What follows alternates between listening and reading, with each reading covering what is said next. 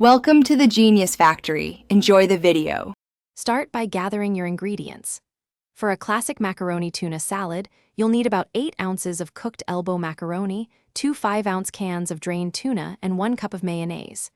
To add some crunch and zest, prepare 1 cup of finely chopped celery, half a cup of diced red onion, and 1/4 cup of sweet pickle relish.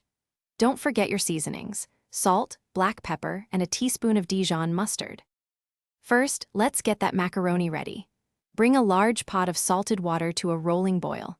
Add 8 ounces of elbow macaroni and cook it according to the package instructions, usually for about 7 to 10 minutes, until it's perfectly al dente. Once cooked, drain the macaroni well and rinse it under cold water.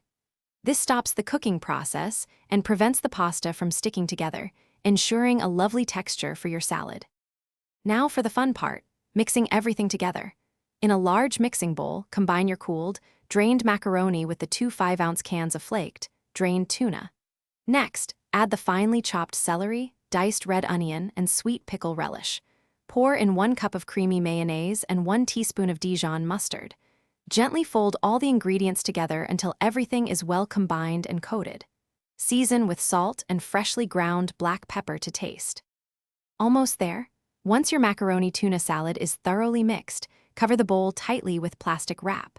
It's crucial to refrigerate the salad for at least 1 hour, or even longer, to allow all those wonderful flavors to meld and deepen.